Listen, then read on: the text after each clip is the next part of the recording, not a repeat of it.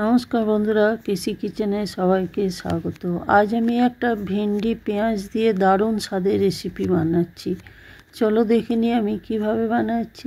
দেখো, আমি কিছুটা ভেন্ডি নিয়ে লম্বা করে কেটেছি, তারপরে একটা পেঁয়াজকেও এইভাবে আমি বড় বড় করে কেটে নিয়েছি, যেমন চিলি পনির বা সয়া চিলি হয় সেরকমই। তারপরে দেখো, লঙ্কা আর আধখানা পেঁয়াজ আর কিছুটা আদা আমি গ্রেট করে নেব।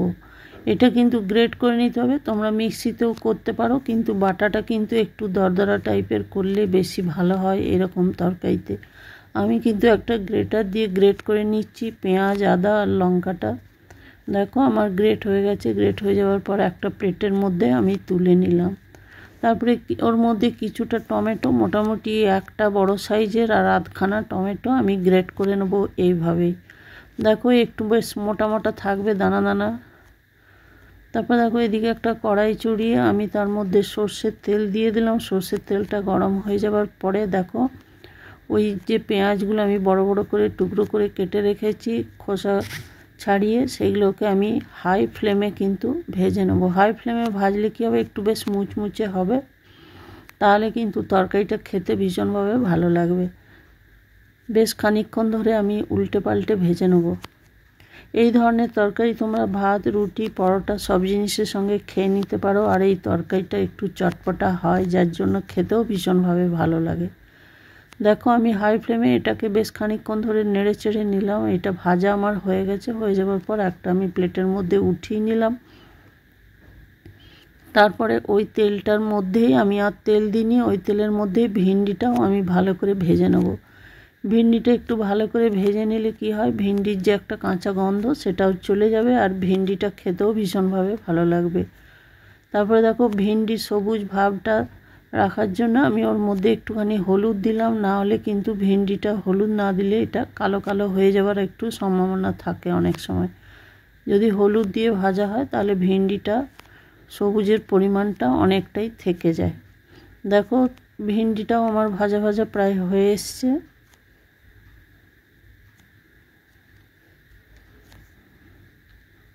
ভেন্ডিটা ভাজা হয়ে গেছে। হয়ে যাওয়ার পরে এটাও আমি একটা প্লেটের মধ্যে উঠিয়ে নেব।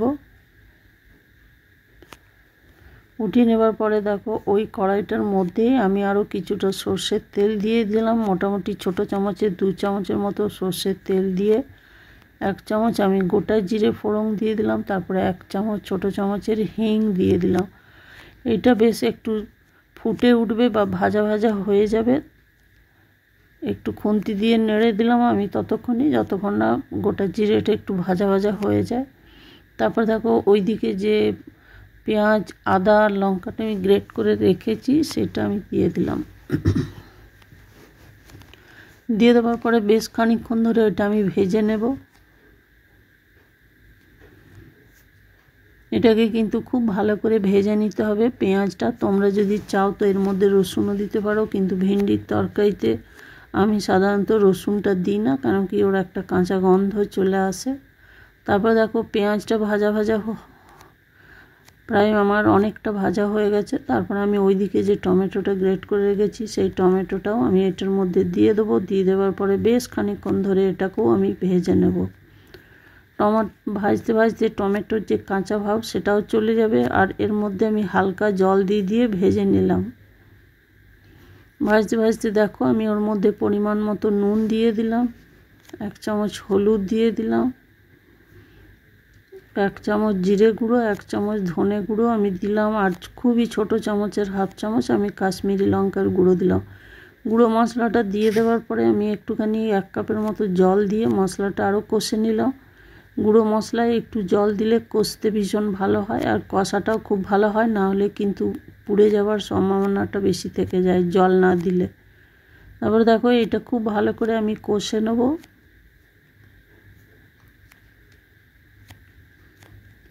ওই মশলাটা কষতে কষতেই ওর মধ্যে আমি 1 চামচের মতো কাসুরি মেথি দিয়ে দিলাম। কাসুরি মেথি দিয়ে দিলে কি হয়, তরকারির টেস্ট ভীষণভাবে আরও বেড়ে যায় আর খেতে খুবই ভালো লাগে। তারপরে দেখো, কাসুরি মেথিটা দিয়ে দেওয়ার পর একটু নেড়ে চেড়ে নিলাম। নেড়ে চেড়ে নেওয়ার পরে ওইদিকে যে ভেন্ডিগুলো ভেজে রেখেছি সেইগুলো আমি এর মধ্যে দিয়ে দিলাম। তারপরে দেখো, 2-3 মিনিটের মতো আরও ভালো করে এটা আমি ভেজে নেবো বা কষিয়ে নেবো একটু।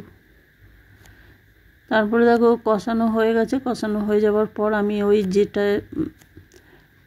গ্রেটারের মধ্যে যে টমেটোটা গ্রেট করেছি সেইটা মোটামুটি আমি 2-3 কাপের মতো জল দিয়ে দিলাম। জল দিয়ে দেওয়ার পরে দেখো ঢাকা দিয়ে কিছুক্ষণ 5 মিনিটের মতো আমি লো টু মিডিয়াম আঁচে রেখে দিয়ে ঢাকা খুলে দেখাচ্ছি। দেখো ভেন্ডিটা আমার অনেকটাই হয়ে গেছে, প্রায় 70-80% হয়ে গেছে। এরপরে আমি ওই দিকে যে পেঁয়াজগুলো ভেজে রেখেছি সেই পেঁয়াজগুলো আমি এরপরে দিয়ে দিলাম এটার মধ্যে। এই সময় দিলে কি হবে, পেঁয়াজটা বেশ গোটা গোটা থাকে আর খেতেও ভীষণভাবে ভালো লাগে। আর আধখানা টমেটোকে আমি লম্বা করে কেটে নিয়ে এর মধ্যে দিয়ে দিলাম। দিয়ে দেওয়ার পরে দেখো ঢাকা দিয়ে আরও আমি 1-2 মিনিটের মতো ঢাকা দিয়ে রেখে দিলাম। তারপরে দেখো আমি ঢাকা খুলে দেখাচ্ছি আমার ভেন্ডি বা পেঁয়াজ টমেটো সবই সেদ্ধ হয়ে গেছে। আমার রেসিপি যদি তোমাদের ভালো লেগে থাকে তো লাইক শেয়ার ও কমেন্ট অতি অবশ্যই করে দিও। আর নতুন বন্ধুদের সাবস্ক্রাইব করার অনুরোধ রইল। তারপরে দেখো ঢাকা খুলে দিয়ে আমি 1 চামচের মতো গরম মশলা দিয়ে দিলাম। গরম মশলা দিয়ে কয়েকটা 2-3টে লঙ্কাও আরও দিয়ে দিলাম। দিয়ে বেশ খানিকক্ষণ একটু নেড়ে চেড়ে নিয়ে আমি দেখো গ্যাস বন্ধ করে দিলাম। তারপরে ঢাকা দিয়ে স্ট্যান্ডিং টাইমে 5 মিনিটের মতো রেখে দিলাম। তারপরে দেখো ঢাকা খুলে দেখাচ্ছি। তোমরা ভালো থেকো, সুস্থ থেকো। ফিরে আসছি পরের কোনো রেসিপি নিয়ে। ধন্যবাদ।